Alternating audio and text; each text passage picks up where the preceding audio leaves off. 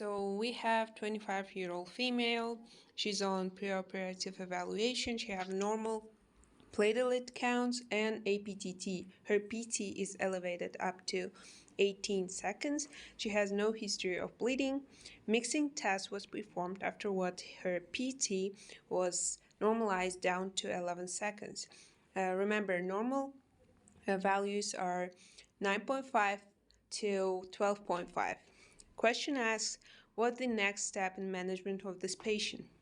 So what we have here, we have elevated PT only. Everything else is normal in this patient, right?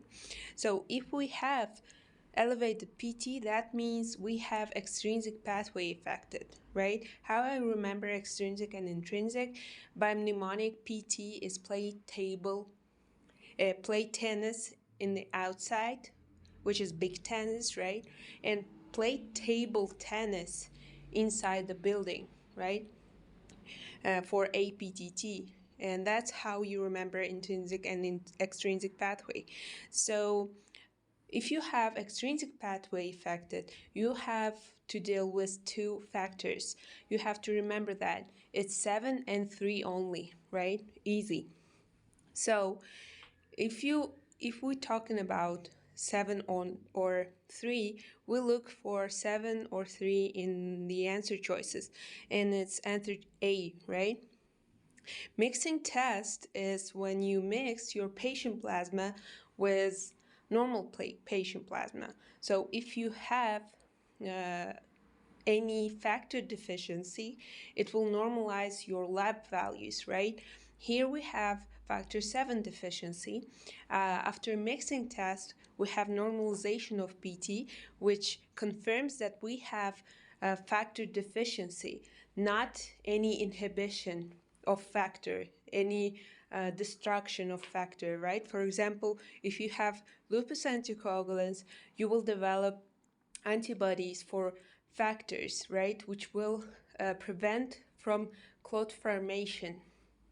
Therefore, if you mix your patient plasma with normal patient plasma, you will not have any normalization of your values, because these antibodies will develop not only for your patient factors, but for your normal patient plasma as well.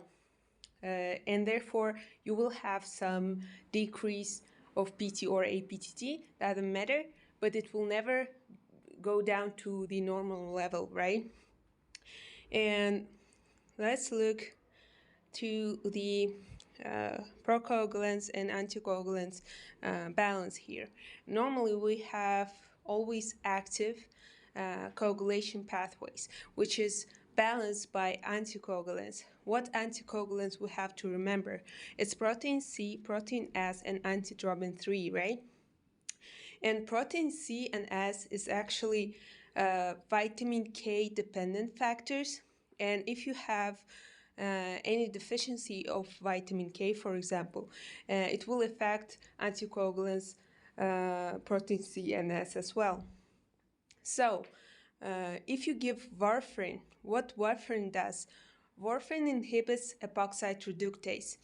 Epoxide reductase is required to reduce your vitamin K to synthesize more vitamin K dependent factors, right? So if you inhibit this enzyme, you will decrease factors that depend on vitamin K. And protein C and S is short-living, and therefore it will be first affected, and it's actually anticoagulant, and therefore when you give warfarin to your patient, you will initially have hypercoagulable state, right? And therefore for this patient we first give heparin to prevent hypercoagulation, and then you can give warfarin. And antithrombin 3 is actually required for heparin. Heparin activate this antithrombin 3, which then inhibits factor 10, and then you prevent clot formation by that. Let's look at the coagulation pathways and how I memorize them.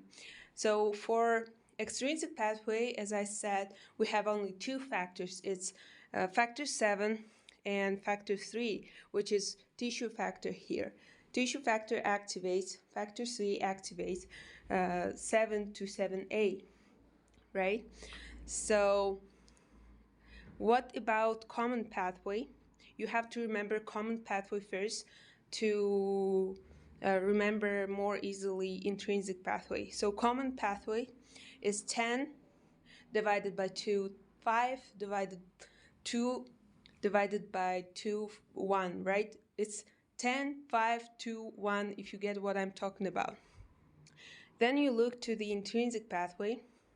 An intrinsic pathway is like starts by 8 and then you go 9, 10 is excluded because it's in common pathway, 11 and 12. So 8, 9, 11, 12, right? And that's it. So if you have intrinsic pathway affected, you will have elevated APTT because plate table tennis inside. If you have extrinsic pathway affected, you will have elevated PT. If you have common pathway affected, you will have elevated APTT and PT, right? That's it.